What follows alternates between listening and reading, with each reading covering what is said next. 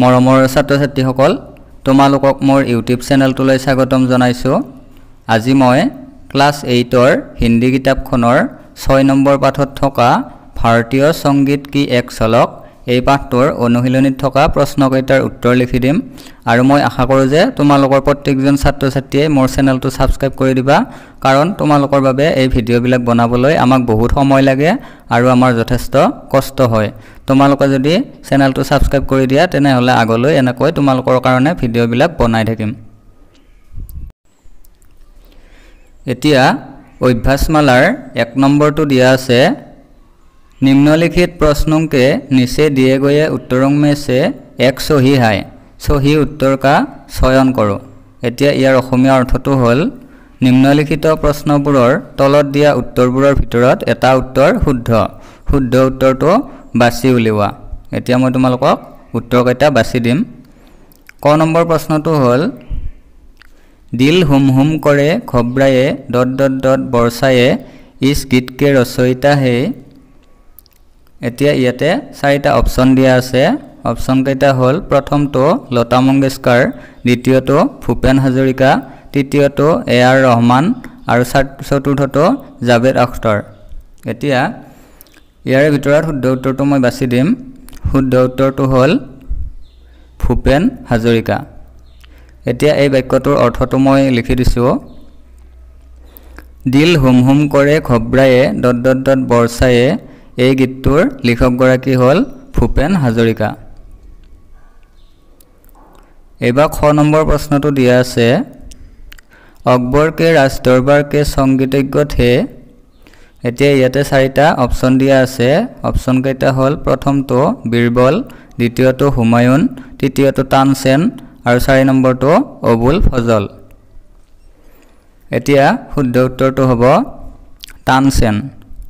এতিয়া মই এই বাক্যটোৰ অৰ্থটো অসমীয়াত লিখি দিম। আকবৰৰ ৰাজসভাৰ সংগীতজ্ঞ আছিল তানসেন বা অসমীয়াত তানসেন বুলি কয়। এইবাৰ গ নম্বৰ প্ৰশ্নটো হ'ল ভাৰতীয় সংগীত কি শুৰুৱাত কব হুই থি। ইয়াৰ অৰ্থটো হ'ল ভাৰতীয় সংগীতৰ আৰম্ভণি কেতিয়া হৈছিল। এতিয়া ইয়াতে অপচন কেইটা দিয়া আছে। प्रथम ऑप्शन तो हल वैदिक युग से, द्वितीय ऑप्शन तो हल नवप्रस्तर युग से, तृतीय तो हल भक्ति युग से और 4 नम्बर तो आधुनिक युग से। एतिया यार भितरत शुद्ध उत्तर तो हबो वैदिक युग से अर्थात वैदिक युगर परा। एबार ख नम्बर प्रश्न तो हल पंडित रविशंकर किस वाद्य के श्रेष्ठ कलाकार है। यार अসমীয়া अर्थ तो हल पंडित रविशंकर कोनबिध वाद्यर श्रेष्ठ शिल्पी। एतिया याते 4टा ऑप्शन दिया আছে। प्रथमটো हल तबला, द्वितीयটো सेनाई, तृतीयটো सितार और चतुर्थটো सरोद। एतिया यार भितरत शुद्ध उत्तरটো হ'ব सितार।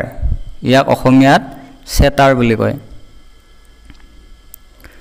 তাৰ পিছত 9 নম্বৰ প্ৰশ্নটো দিয়া আছে भारतीय संगीत की कितनी प्रचलित धाराए है। अर्थात भारतीय संगीतर केइटा प्रचलित धारा আছে।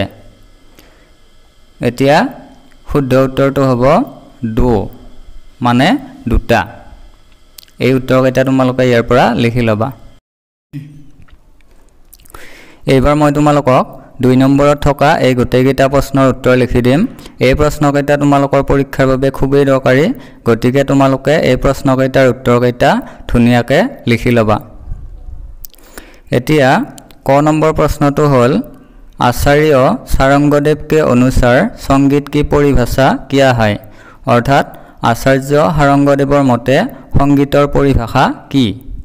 एतिया उत्तरটো হ'ল आचार्य सारंगदेव के अनुसार संगीत की परिभाषा यह है कि गीतं वाद्यं तथा नृत्यं त्रयं संगीतम उच्यते।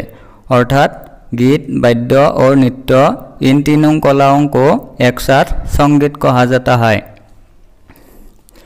यार অসমীয়া অৰ্থটো হ'ল आचार्य सारंगदेवर मते संगीतर परिभाषा हल गीतं वाद्यं तथा नृत्यं त्रयं संगीतम उच्यते। अर्थात गीत, वाद्य और नृत्य এই তিনিটা কলাক একেলগে সংগীত বুলি কোৱা হয়। এইবাৰ খ নম্বৰ প্ৰশ্নটো হল भारतीय शास्त्रीय संगीत की कितनी धाराएं है ये किया है अर्थात भारतीय शास्त्रीय संगीतर धारा केइटा एबोर की एतिया उत्तरটো हल भारतीय शास्त्रीय संगीत की दो धाराएं है पहला है हिंदुस्तानी अथवा उत्तर भारतीय संगीत की धारा दूसरा है कर्नाटकी अथवा दक्षिण भारतीय संगीत की धारा यार अर्थটো हल भारतीय शास्त्रीय संगीतर धारा दुटा प्रथमটো हल हिंदुस्तानी अथवा उत्तर भारतीय संगीतर धारा द्वितीयটো हल कर्नाटकी अथवा दक्षिण भारतीय संगीतर धारा एबार ग नम्बर प्रश्नটো हल हिंदुस्तानी संगीत की धारा का प्रचलन कहाँ है अर्थात हिंदुस्तानी संगीतर धारा कत प्रचलित होइसे एतिया उत्तरটো हल हिंदुस्तानी संगीत की धारा का प्रचलन असम बंगाल बिहार उड़ीसा उत्तर प्रदेश हरियाणा पंजाब राजस्थान मध्य प्रदेश महाराष्ट्र गुजरात आदि स्थानों में है अर्थात हिंदुस्तानी संगीतर धारा असम पश्चिम बंग बिहार उड़ीसा उत्तर प्रदेश हरियाणा पंजाब राजस्थान मध्य प्रदेश महाराष्ट्र गुजरात आदि स्थानबोৰত प्रचलित होइसे एबार ख नम्बर प्रश्नটো दिया আছে दक्षिण भारतीय संगीत क्या है इस धारा का संगीत कहाँ प्रचलित है अर्थात दक्षिण भारतीय संगीत की এই সংগীতৰ ধাৰা কত प्रचलित होइसे एतिया उत्तरটো মই लिखि दिसु दक्षिण भारतीय संगीत भारतीय शास्त्रीय संगीत की एक धारा है इसे कर्नाटकी संगीत की धारा भी कहते हैं इस धारा का संगीत तमिलनाडु आंध्र कर्नाटक केरल आदि स्थानों में प्रचलित है यार अসমীয়া अर्थটো हल दक्षिण भारतीय संगीत हल भारतीय शास्त्रीय संगीतर एटा धारा याक कर्नाटकी संगीतर धारा बुलिও কোৱা হয় এই সংগীতৰ ধাৰা তামিলনাডু অন্ধ্ৰ প্ৰদেশ कर्नाटक केरला आदि स्थानবোৰত प्रचलित হৈছে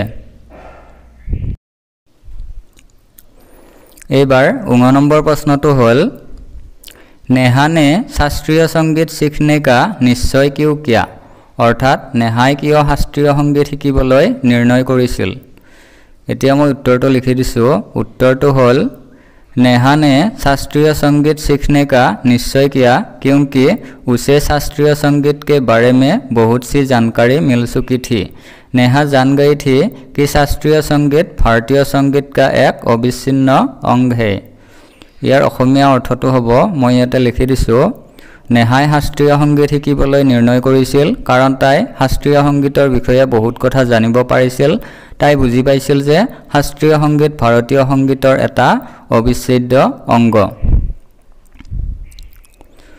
এবাৰ 6 নম্বৰ প্ৰশ্নটো হল क्षत्रिय नृत्य के प्रवर्तक कौन है इसे लोकप्रिय बनाने में किन कलाकारों का योगदान है अर्थात क्षत्रिय नृत्यर प्रवर्तक कौन याक लोकप्रिय करार क्षेत्रत कोन कैजन शिल्पीर अवदान आछे एतिया मैं उत्तरটো लिखि दिसु क्षत्रिय नृत्य के प्रवर्तक महापुरुष शंकरदेव है क्षत्रिय नृत्य को लोकप्रिय बनाने में नृत्यकार मणिराम बायन मुक्तियार रखेश्वर शइकिया बरबायन और नृत्याचार्य जतिन गोस्वामी आदि महान कलाकारों का योगदान है यार অসমীয়া अर्थটো हल क्षत्रिय नृत्यर प्रवर्तक हल महापुरुष शंकरदेव क्षत्रिय नृत्यक जनप्रिय करार क्षेत्रत नृत्यकार मणिराम बायन मुक्तियार रखेश्वर शइकिया बरबायन और नृत्याचार्य जतिन गोस्वामी आदि शिल्पीসকলৰ योगदान আছে